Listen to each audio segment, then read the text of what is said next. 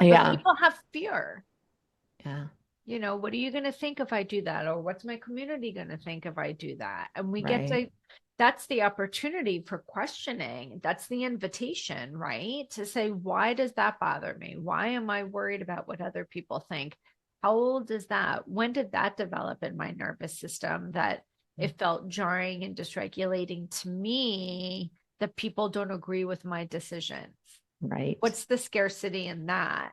Right. Because that's the questioning. That doesn't have to be the case, but we're Right. conditioned for it.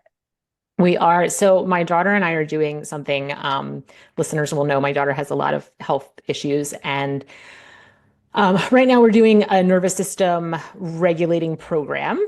And the program has workbooks and things like that. So one of the workbooks we had to do, it was about the polyvagal theory.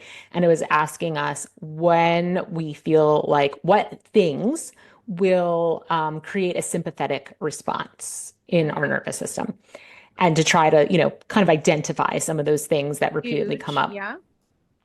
And some of the things that came up for me, that's exactly what I was doing. So being disrespected it was one of them. I have a real sympathetic response to that.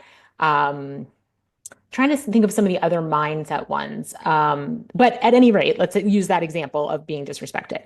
I thought, well, that's interesting. Like, why? I love Why? that. That's the curiosity so required. Right. So because yeah, and I tried to, my daughter and I get together every time there's a module that's completed and we discuss our workbooks together. And so we were talking about it and I said, is it right to be disrespected? No, it's not right. Like no one should disrespect me. That's not a right behavior. But I'm not responsible for that behavior. I'm responsible for my reaction to that behavior. And why am I so bothered by And someone disrespecting me? here's the other thing I would dig into is